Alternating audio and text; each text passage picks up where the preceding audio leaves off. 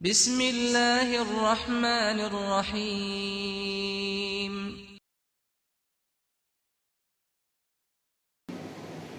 إن الحمد لله نحمده ونستعينه ونستغفره ونعوذ بالله من شرور أنفسنا وسيئات أعمالنا من يهد الله فهو المهتد ومن يضلل فلن تجد له وليا مرشدا وأشهد أن لا إله إلا الله وحده لا شريك له وأشهد أن محمدا عبده ورسوله يا أيها الذين آمنوا اتقوا الله حق تقاته ولا تموتن إلا وأنتم مسلمون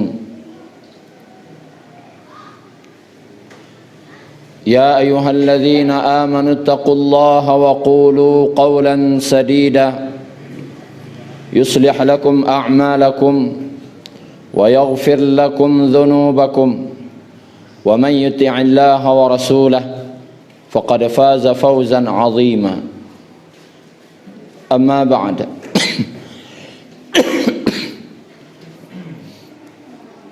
أن رسول الله صلى الله عليه وسلم قال كل أمتي يدخلون الجنة إلا من أبى قيل ومن يأبى يا رسول الله قال من أطاعني دخل الجنة ومن عصاني فقد أبى أو كما قال النبي صلى الله عليه وسلم.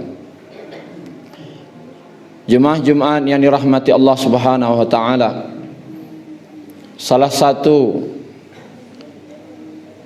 metode dari Allah untuk memberikan nasihat kepada manusia di dalam Al-Quran adalah dengan kisah-kisah.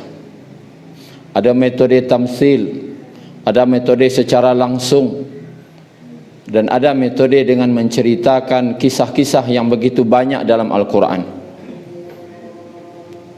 Maka menariknya adalah kenapa banyak kisah dalam Al-Quran?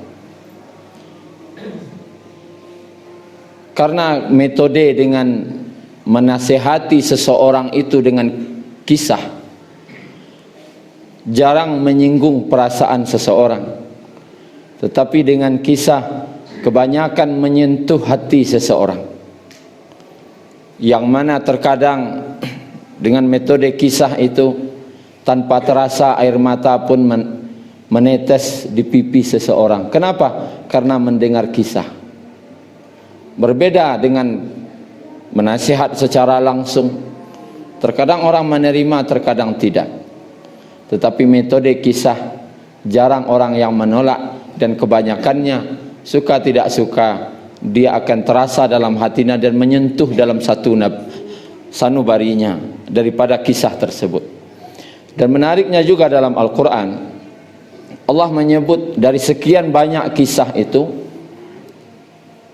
dalam surat Yusuf Allah sebutkan nahnu naqussu 'alaika ahsanal qasas, kami akan mengisahkan kepadamu wahai Muhammad ahsanal qasas, sebaik-baik kisah, kisah terbaik.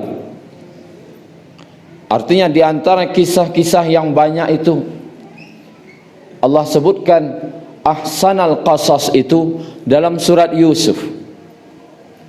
Dan Nabi SAW jika salat, beliau membaca dalam salat subuh, beliau membaca surat Yusuf, maka beliau membacanya tidak separuh, tapi beliau baca sampai selesai. Kenapa? Begitu indahnya kisah dalam surat Yusuf, sehingga beliau tidak ingin memutus kisah tersebut dalam salat beliau. Dan dikaji pula oleh para ulama apa hikmah-hikmah yang terdapat dalam kisah Yusuf itu, sehingga Allah menyebutnya kisah terbaik.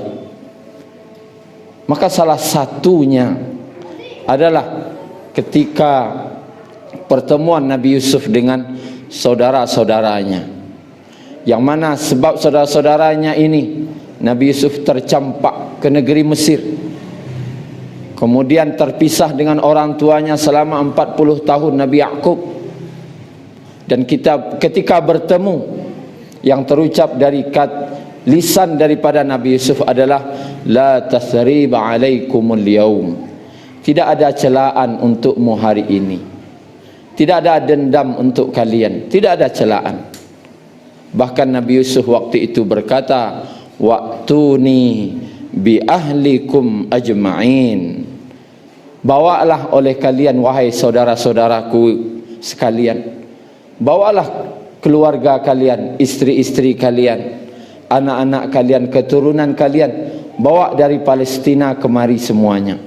Karena waktu itu adalah musim paceklik, kekurangan makanan. Keburukan yang dahulu dibuat oleh saudaranya dibalas dengan kebaikan. Tetapi menariknya, kata ulama lagi, Nabi Yusuf tidak berkata kepada saudaranya, datanglah kalian kemari dan bawa ayah sekalian atau ibu sekalian.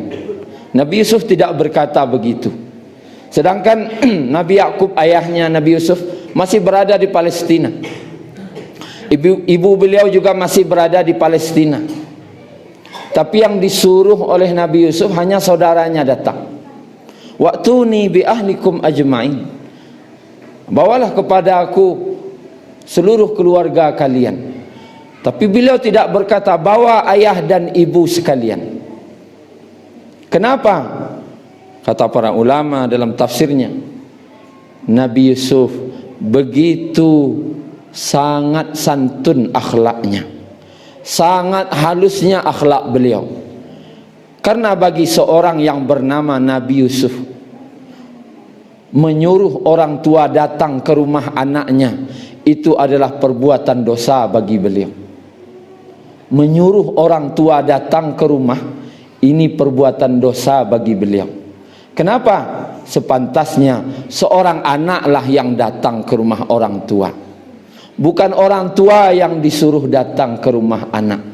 Begitu halusnya akhlaknya Nabi Yusuf. Maka terkadang kita saat ini, kita lihat diri kita, bahkan kita yang sudah rajin ngaji sekalipun, bahkan kita kadang tanpa segan menyuruh orang tua datang, bahkan tanpa malu menyuruh orang tua kita sebagai pembantu. Kenapa? Untuk mengasuh cucu, untuk menengok-nengok cucu. Kita suruh orang tua kita datang, tanpa sadar telah menjadikan orang tua kita pembantu. Bagi seorang yang bernama Nabi Yusuf, tidak akan mau berbuat seperti itu. Bahkan Nabi Yusuf menyuruh orang tua datang ke rumah saja beliau tidak mau. Kenapa? Itu dosa bagi beliau. Itu melanggar adab seorang anak kepada orang tua bagi seorang yang bernama Nabi Yusuf. Begitu halusnya akhlak beliau. Salah satu doa Nabi Yusuf ketika beliau akan meninggal dunia adalah, Rabbi qad ataitani minal mulk wa 'allamtani min ta'wilil ahadits fatiras samawati wal ard anta waliyyi fid dunya wal akhirah tawaffani musliman wa alhiqni bis salihin. Ya Allah, sungguh Engkau telah memberikan kerajaan kepadaku, karena itu kerajaan Mesir, dan Engkau telah mengajarkan kepadaku yaitu takwil daripada mimpi. Ya Allah, fatiras samawati wal ard. Ya Allah, Engkaulah perancang dari penciptaan langit dan bumi. Lalu beliau berdoa, tawaffani muslima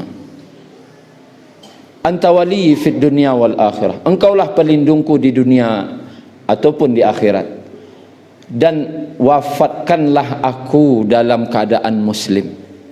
Makna muslim di sini adalah dalam keadaan tunduk kepada Allah.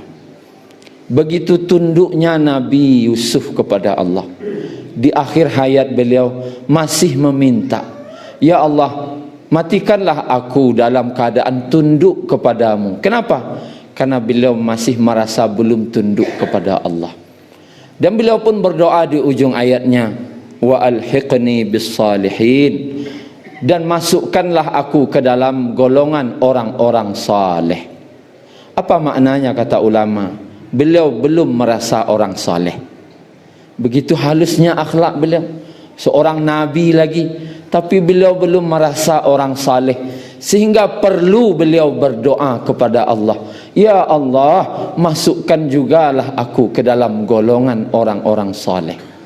Begitu bagusnya akhlak beliau. Maka Jumat yang dirahmati Allah, ketundukan semacam inilah yang dibutuhkan sebenarnya oleh seorang muslim. Syukran ya Rabbi, syukran, hadaita qalbi, syukran.